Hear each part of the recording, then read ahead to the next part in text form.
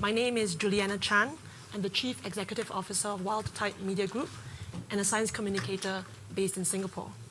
We are here today to discuss an unfolding situation, that of a novel coronavirus, the Wuhan virus.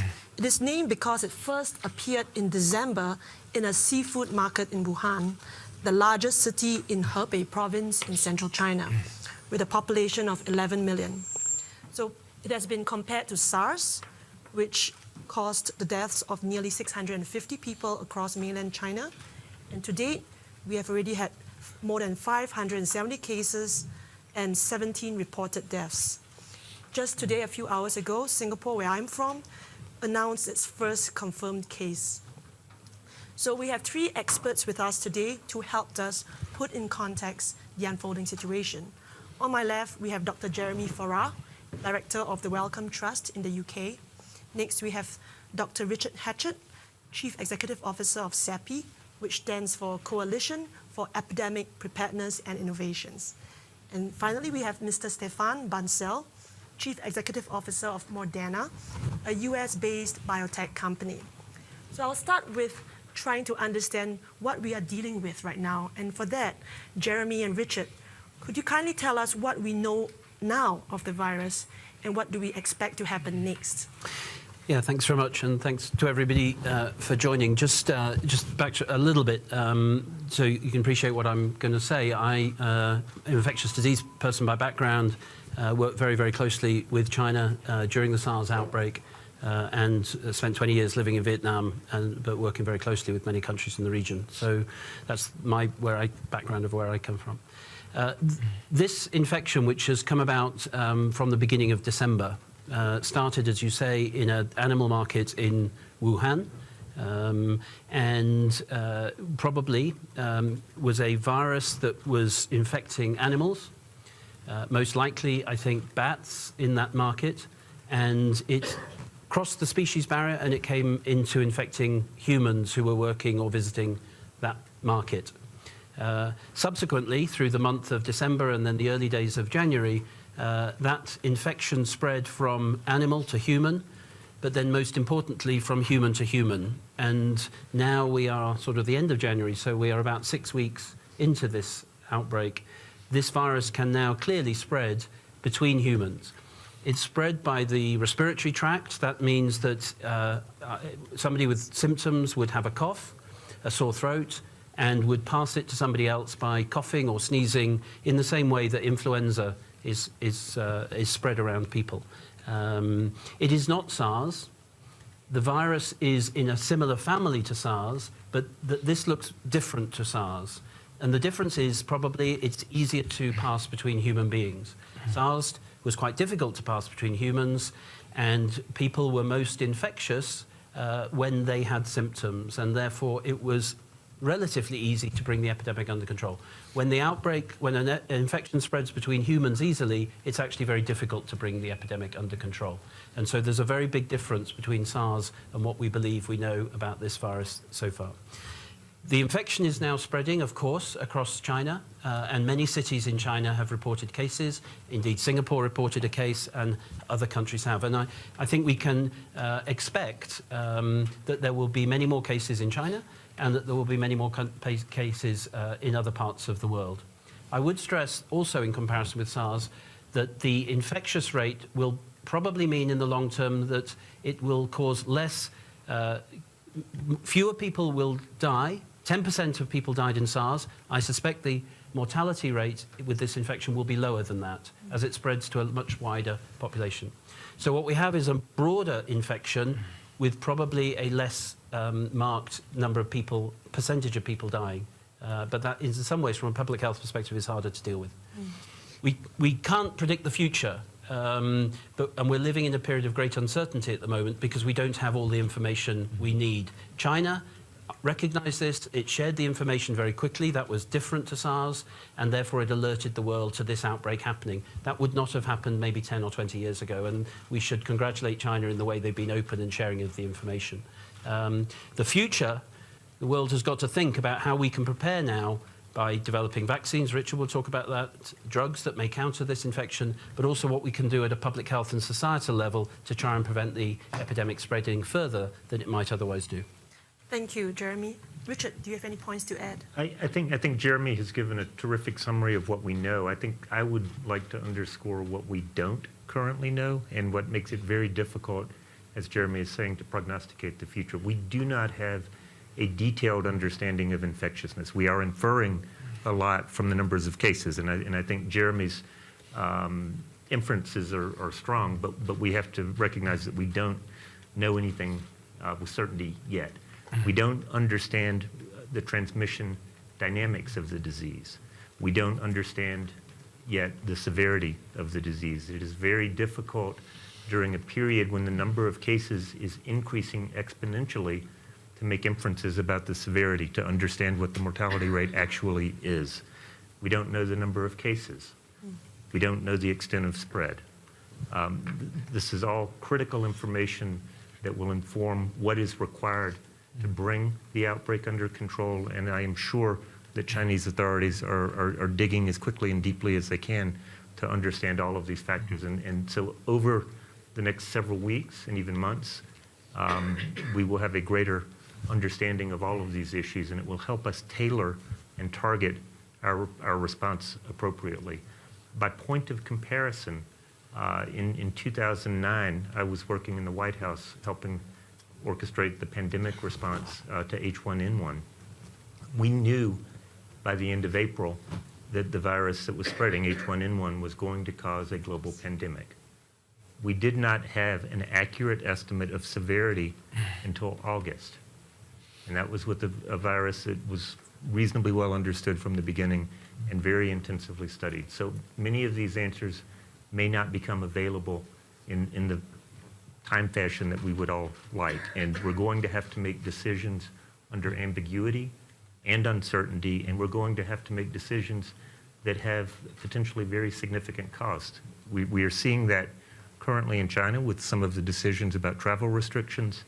And we as an organization, CEPI, we were set up to fund vaccine development. Vaccine development is a very expensive undertaking, but if we don't take steps now, we won't have the vaccines in a timely fashion. Thank you, Richard. So, Jeremy, this is for you. So I'm Singaporean Chinese, and you may be aware that on Saturday is the first day of Chinese New Year, is 华人新年初一. So hundreds of millions of Chinese people around the world will be traveling to either go home or visit a loved ones. We know that they have already locked down the city of Wuhan and others as well. Are countries taking enough precautionary measures? What else must we be doing? Thank you. Yeah, no, I do know it's China. I was born in Singapore, so I am ingrained in that. In many ways, this outbreak, as so often happens, couldn't be happening at a worse time. I mean, Chinese New Year, I believe I'm right in saying about 450 million people will be traveling in China alone, and then many people in the region, and then globally. During the pandemic of 2009, which Richard refers to, when, in fact, we started working together in some ways, we did some work in Vietnam, where I was living at the time. Travel restrictions are a very important sense that the authorities are doing something. Mm-hmm. It's a very important statement to communities that this is serious. The actual impact of travel restrictions, at least in my opinion, are not going to be the answer. Firstly, you can't stop everybody traveling. If you stop people traveling, they often find other ways to travel that may be not so obvious. And in the end, if I were infectious now with no symptoms, I could pass it on even though you may not know I was sick. So travel restrictions can buy you a bit of time, and that's very important to do. It might buy you a day, it might buy you a week, it might buy you 2 or 3 weeks. But in the end, you have to use that time to put in place the critical public health interventions that you need, because travel restrictions on their own will not stop this epidemic moving. Thank you. So on that note, I think, Richard, it's a good time to talk about CEPI, because it was launched 3 years ago right here in Davos, in the shadow of the Ebola outbreak in West Africa.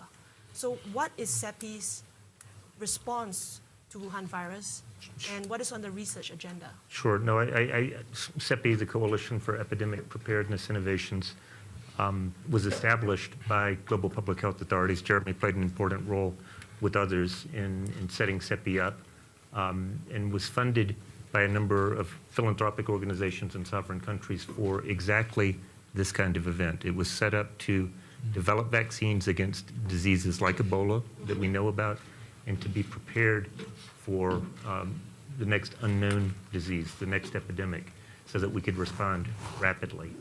So CEPI is focused exclusively on vaccines, and we have been working very aggressively over the last couple of weeks to assess the situation first, to try to make determinations about what steps are appropriate. And as the epidemiologic situation has unfolded, our sense of what we need to do has become more clear, and our sense that we need to move faster and move farther, perhaps, has also become more clear.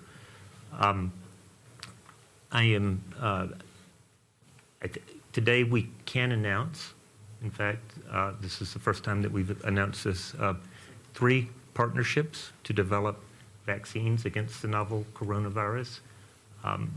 2 with partners that CEPI already works with. One, a company called Inovio that will manufacture a DNA vaccine.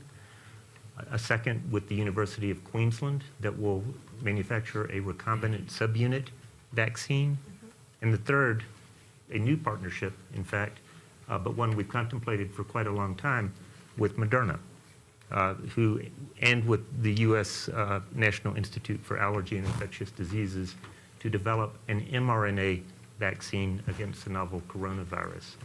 Our hope is to have these vaccines developed very rapidly and to move them rapidly into human clinical trials, perhaps as early as the summer. And I would like to give Stéphane a chance to talk about his program in particular. Thank you, Richard. Stéphane, maybe you could share with us about this vaccine and when we can expect it. Good. So thank you again for having me and having the company. So let me maybe say a few words about Moderna so you understand what we're trying to do here. So Moderna is a biotechnology company based in the US. And what we're trying to do with the US government through NIH and with CEPI is to use our technology to help. So Moderna, what we do is we make mRNA medicines, which is of course a new technology, where we inject basically instruction into humans for humans to make their own medicine, using your own machinery of your cells to make your own protein as medicine. The company currently has 16 clinical trials around the world, including with global company like Merck or MSD on this side of the world, AstraZeneca and others. We are in oncology, in cardiology, in rare genetic disease, in autoimmune disease, and of course, the topic of today, infectious disease vaccine. So far, we have started 9 clinical studies around the world for infectious disease vaccines. We have dosed more than 1,000 people. And we've done a few viruses like pandemic flu viruses, H10, H7, RSV, and also HMPV, PIV. So if you think about mRNA, the very interesting thing for fast response is that mRNA is a platform. And that provides the potential for 2 benefits. One is efficacy, because if you think about it, by using the human cells to make the protein of a virus, which is how a vaccine mechanism works, we are trying to mimic a natural infection, but without giving the virus. The second piece, of course, is manufacturing. If you look at traditional vaccine technologies, they take a lot of time to develop because every product is unique. Yes.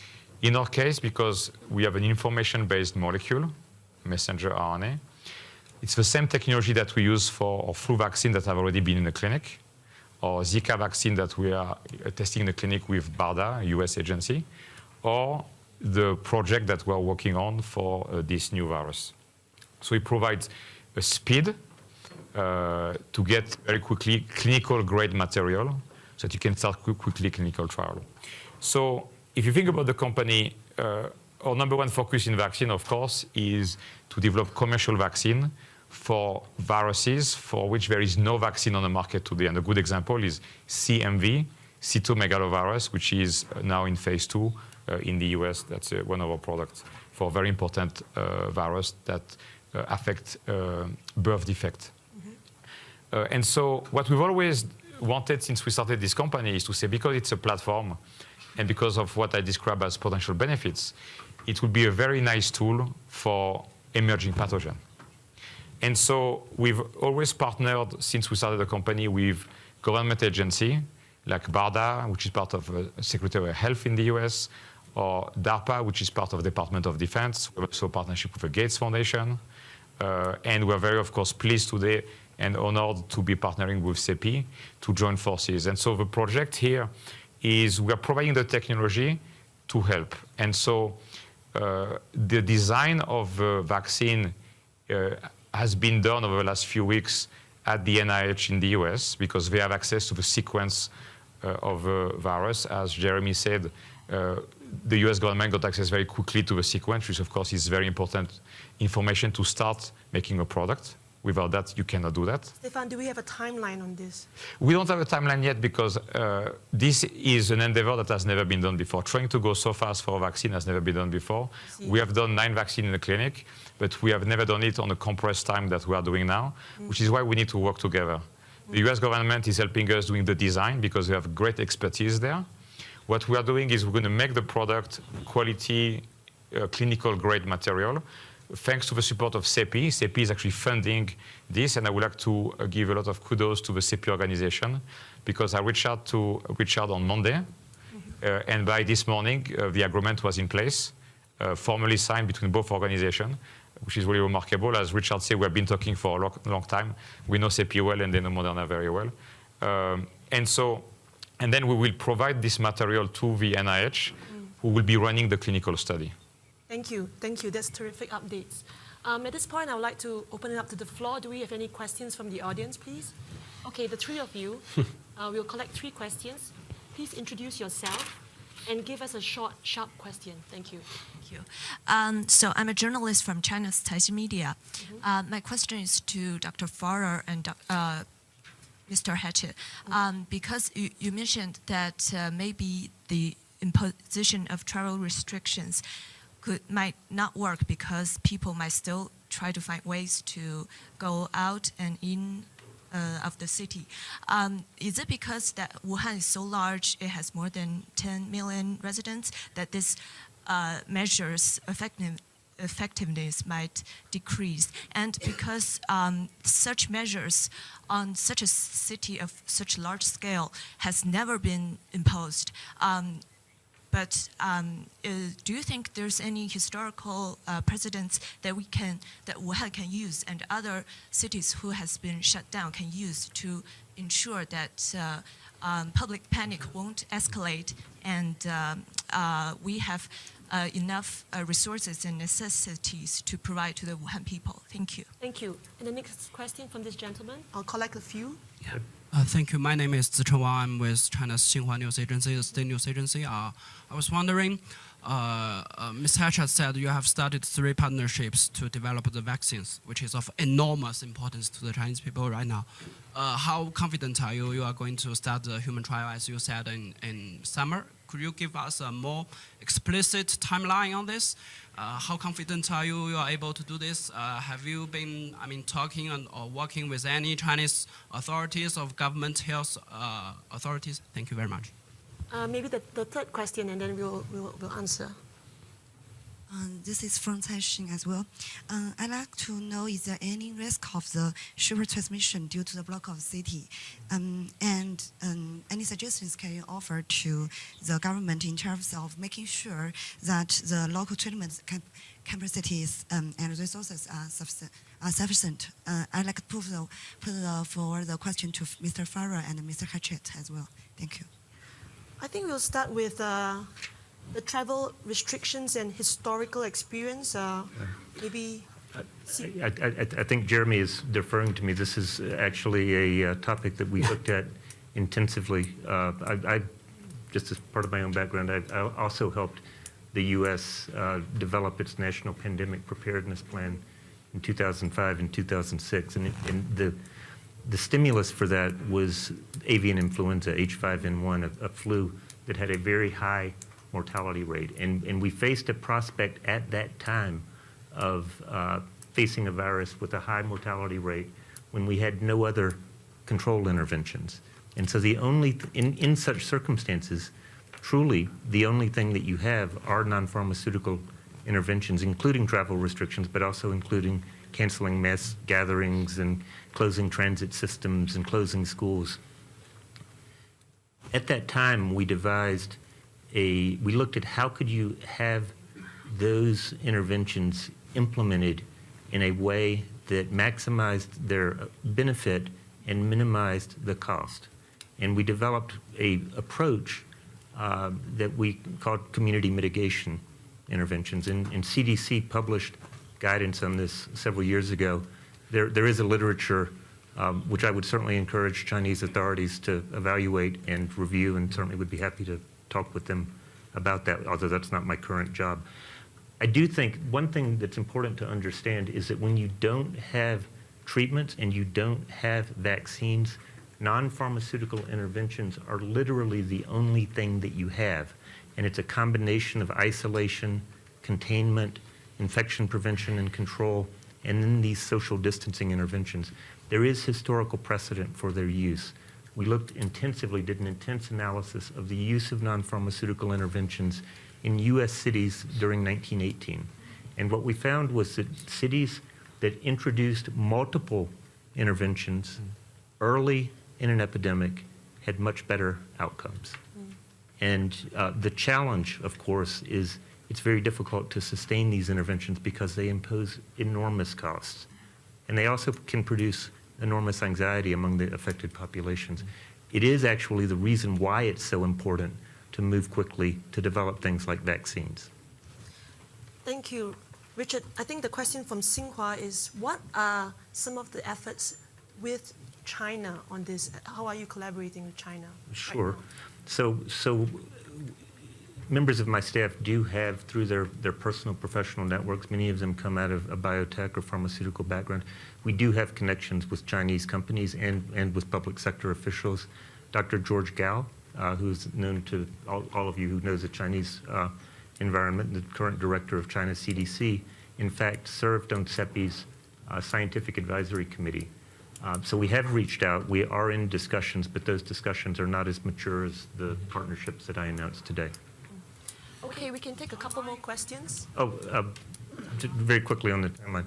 So the timelines that I mentioned of potentially getting the vaccines into clinical trials in the summer, Dr. Fauci from NIAID also mentioned that timeline with respect to the Moderna program. Those certainly depend on the development programs going well. I think they are our best estimate of how quickly we could feasibly get there if we don't encounter roadblocks. It will also be very important for our regulatory partners to work with us and to help us understand what exactly is required before we can move vaccines into clinical trials. The advantage of the platform technologies is that they have been in, with the same platform, different vaccines, but the same platform have already been in humans, both for Moderna and for Inovio, one of our other partners. So we think that will expedite the ability to move these into clinical trials. More questions? This lady on the right. Maybe we'll take both. Yep. Okay. Yeah. So just first of all, how concerned are you with Chinese New Year on the way? What else, if you were advising China, what other precautions could they take? Obviously, we've got 2 more cases in Hong Kong as well. Hong Kong, has learned from SARS, but what else could China do? And lastly, why is this particular infection causing so much panic? Maybe the next question. And speaking to, so yesterday there were 448 cases, of which 102 were defined as severe or critical, which is actually about a quarter. So coming back to the how we cannot know what the case fatality rate is, which we know was 10% for SARS and up to 37% for MERS, but MERS was less widespread. But this could be actually, at what we're looking at, up to 25%. If we assume that, we know that people take a long time, days if not weeks, to actually die from a disease, and we're looking at the comorbidities that are existing: diabetes, hypertension, coronary artery disease, the usual suspects. In addition, the confluence of this is a pathogen which targets the lungs in a very polluted environment in the middle of winter with considerable other pathogens, and we wouldn't.